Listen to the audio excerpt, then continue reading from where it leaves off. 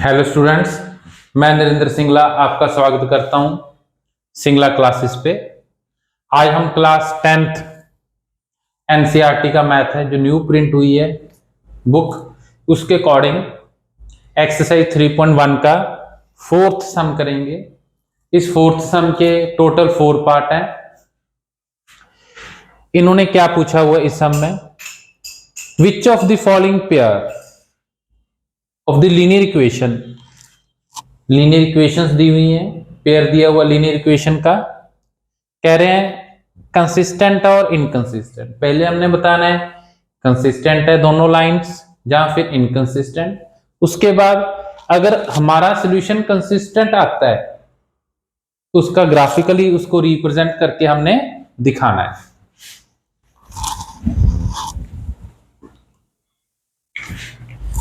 First step क्या है हमारा, चेक करेंगे कंसिस्टेंट है इनकंसिस्टेंट है। इसके लिए दो रेशो लेनी है, A1:A2 B1:B2 C1:C2 अभी जरूरत नहीं है। A1 किसकी वैल्यू होती है, जो x के कोफिशिएंट होते हैं। x का कोफिशिएंट 1, x का कोफिशिएंट 2, तो A1 की वैल्यू कितनी आ गई 1, A2 की वैल्यू 2। उसके बाद B1 और B2 किसके कोफिशिएंट होते हैं y के, B1 की वैल्यू 1, B2 की वैल्यू 2। इसके बाद चेक करेंगे कैंसिल करने के बाद, अगर किसी की टेबल पे कैंसिल हो रहे हैं, दोनों किसी भी टेबल पे कैंसिल नहीं हो रहे, न्यूमिनेटर डिनोमिनेटर डायरेक्ट देखना है क्या दोनों इक्वल है, हमारा आंसर है यस। इसके बाद C1:C2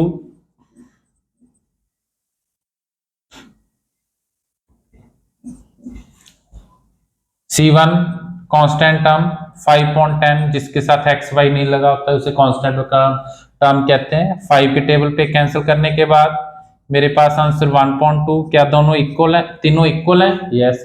अगर तीनों इक्वल है कौन सी कंडीशन है, many solution, infinite solution, coincident और कंसिस्टेंट। इन्होंने कंसिस्टेंट और इनकंसिस्टेंट पूछा हुआ है तो हम क्या लिखेंगे, कंसिस्टेंट। लिख भी सकते हो आप मैनी सॉल्यूशन, आपकी इच्छा, कोई प्रॉब्लम नहीं है, कोई भी नेम लिख सकते हो।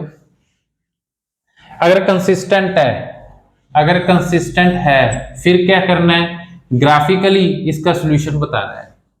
हमारा आंसर कंसिस्टेंट है तो ग्राफ ड्रॉ करना है। ग्राफ ड्रॉ करना है, दोनों के बॉक्स बनाएंगे, बॉक्स की हेल्प से हम ग्राफ ड्रॉ करेंगे। सिंपल x को 0 सब्स्टिट्यूट करें, x 0, y की वैल्यू कितनी आ गई 5। फिर सेकंड स्टेप में y को 0 सब्स्टिट्यूट करें, x की वैल्यू कितनी आ गई 5, क्योंकि कंप्लीट टर्म क्या होगी 0। नाउ इस बॉक्स को पहले हम ड्रॉ करेंगे, फिर सेकंड बॉक्स बनाएंगे, सेकंड बॉक्स को ड्रॉ करेंगे। x 0 y 5, हमारे पास ऐसे पेयर बनाना है हमने, इस वे से पेयर होते हैं, इस वे से। x कितना है 5, ऐसे भी लिख सकते हो आप, इस इन दोनों वैल्यू को x की वैल्यू फिर y की लिखनी है। x कितना है 0, y कितना है 5, कहां पे है, सेकंड पेयर बनाओ। 5 किसकी वैल्यू है x की, 0 किसकी वैल्यू है y की। इन दोनों पॉइंट्स को ड्रॉ करो, एक स्ट्रेट लाइन के साथ ज्वाइन करो, ठीक है। उसके बाद हमारे पास सेकंड इक्वेशन है, उसको बॉक्स में ड्रॉ करेंगे। सिंपल x की वैल्यू अगर 0 सब्स्टिट्यूट की, x को 0 को 2 के साथ मल्टीप्लाई करेंगे, हमारे पास आंसर कितना आता है 0।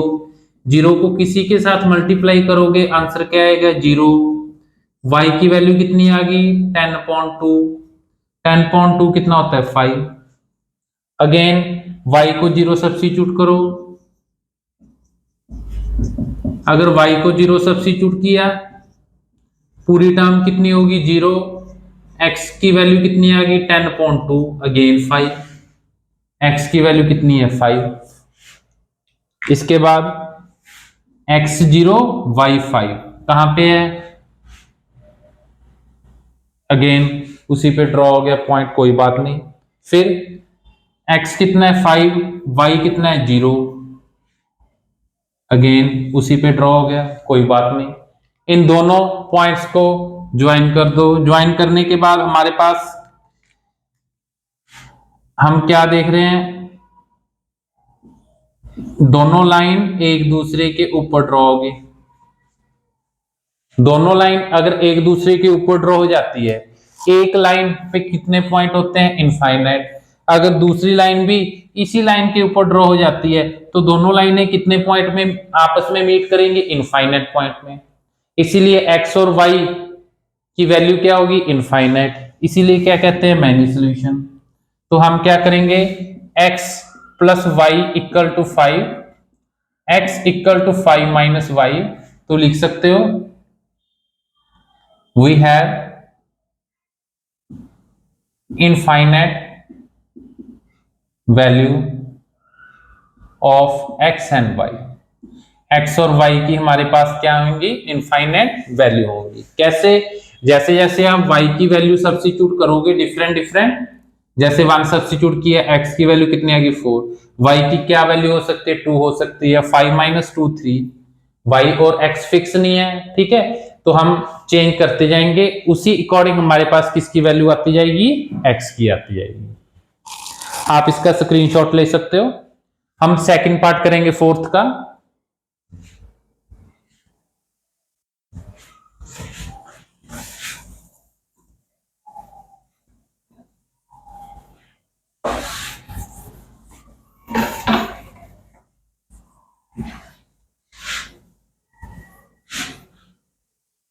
देखिए सेकंड पार्ट में क्या दिया हुआ है, x minus y equal to 8, 3x minus 3y equal to 60। Ratio लेंगे। फर्स्ट स्टेप में किसकी रेशो लेनी है हमने, a1 की और a2। जो x का कोफिशिएंट होता है वो हमेशा a1 और a2 होता है। इसके बाद y का जो कोफिशिएंट होता है वो किसका कोफिशिएंट होता है, वो किसकी वैल्यू होती है, b की वैल्यू होती है। माइनस का माइनस कैंसिल।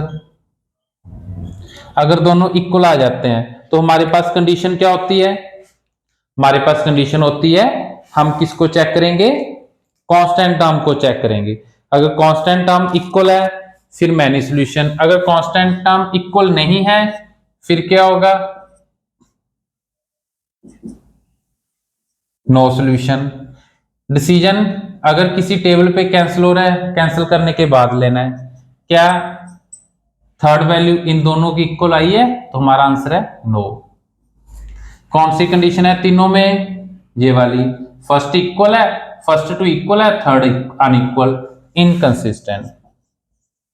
स्टेटमेंट में इन्होंने लिखा हुआ है, कहते हैं अगर कंसिस्टेंट है फिर ही ग्राफ ड्रॉ करना है, अगर इनकंसिस्टेंट है इसका मीनिंग नो सॉल्यूशन, एक्स और वाई की वैल्यू हम फाइंड ही नहीं कर सकते, इसीलिए इन्होंने इनकंसिस्टेंट का ग्राफ नहीं पूछा हमसे।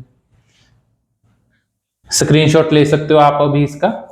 अब हम फोर्थ का थर्ड पार्ट करेंगे। थर्ड पार्ट देखिए, सेम प्रोसीजर करना है हमने, a1 अपॉन a2, b1 और b2 इन दोनों को चेक करना है।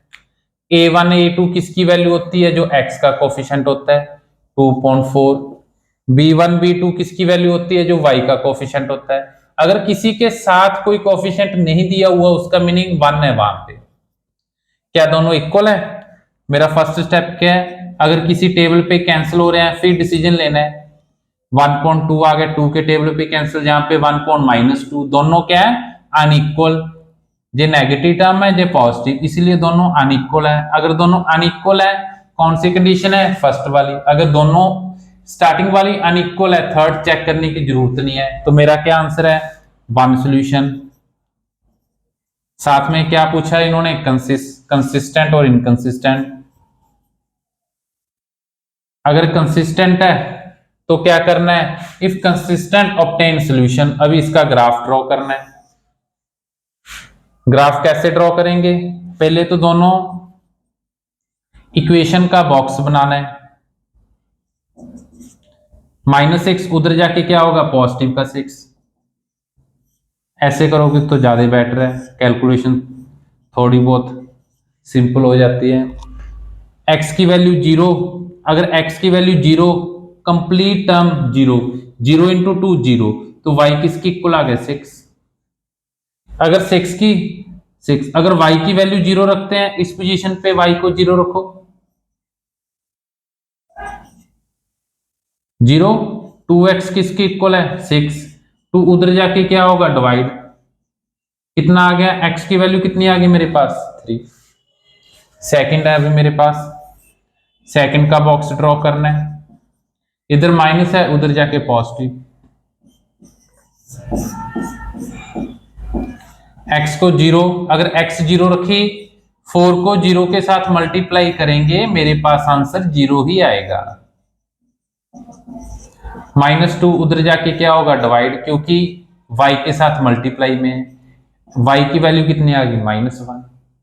अगेन अभी y को 0 रखो, अगर y को 0 रखेंगे, पूरी टर्म क्या हो जाएगी 0।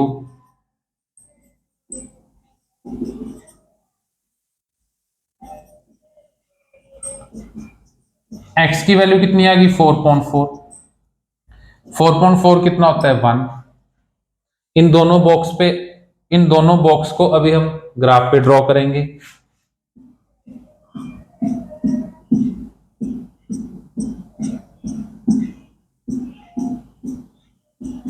जितनी पॉइंट्स की हमें जरूरत है, हम उतने ही पॉइंट ड्रॉ करेंगे, उससे ज्यादा पॉइंट ड्रॉ करने की जरूरत नहीं है।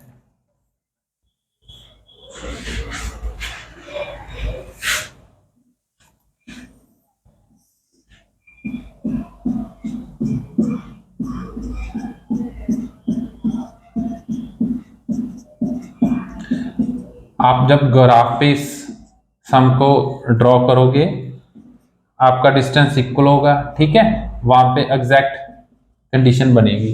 अभी जहां पे मैं तो फ्री हैंड के साथ कर रहा हूं, इसीलिए इनका डिस्टेंस क्या आ रहा है, इसका डिस्टेंस और इसका डिस्टेंस आपस में, ठीक है, मैच नहीं हो रहा। Okay, x0 y6, again x3 y0, पूरी x एक्सिस लाइन पे y0 होता है, पूरी y एक्सिस लाइन पे x की वैल्यू क्या होगी 0। इन दोनों पॉइंट्स को ड्रॉ करेंगे, इन दोनों पॉइंट को लाइन के साथ आपस में मीट करवा दिया। नाउ सेकंड बॉक्स ड्रॉ करना है, x0 y-1,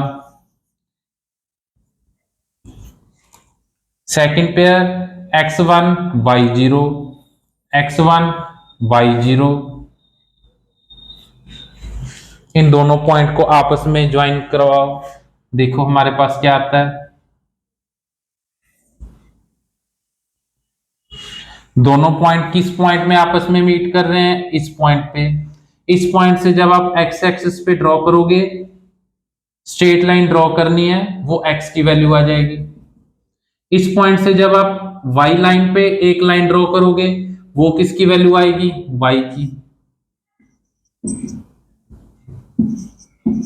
x की वैल्यू भी 2 है, y की वैल्यू भी 2 है, ठीक है। बिल्कुल स्ट्रेट लाइन ड्रॉ करनी है। मेरा डिस्टेंस तो ये वाला डिस्टेंस थोड़ा बहुत डिफरेंस है इनमें, लेकिन जब आप ग्राफ पे ड्रॉ करोगे ना, डिस्टेंस इक्वल होगा तो एग्जैक्ट 2 पे जाके मीट करेगा। ये एग्जैक्ट y और x लाइन पे जितना आंसर होगा वही आंसर आएगा हमारे पास। इस पॉइंट से जब हम x लाइन के ऊपर ड्रॉ करेंगे, एग्जैक्ट 2 के पास जाएगा। इधर इस पॉइंट से जब y के ऊपर ड्रॉ करेंगे, एग्जैक्ट 2 के पास जाएगा। तो मेरा सोल्यूशन क्या है, x equal to 2, y equal to 2। ये मेरा क्या है, फाइनल सोल्यूशन। नाउ स्क्रीनशॉट ले सकते हो आप अभी इसका। इसके बाद अब हम फोर्थ पार्ट करेंगे, ठीक है, जो लास्ट पार्ट है फोर्थ सम का फोर्थ पार्ट। अब हम फोर्थ का फोर्थ पार्ट कर रहे हैं। सेम प्रोसीजर है, रेशो फाइंड करेंगे। x का कोफिशिएंट है उसको a1 और a2, वो वैल्यू a1 और a2 की होती है। y का जो कोफिशिएंट है वो किसकी वैल्यू होती है, b1 और b2। नेगेटिव साइन साथ लेके आना है, इस बात का ध्यान रखना है।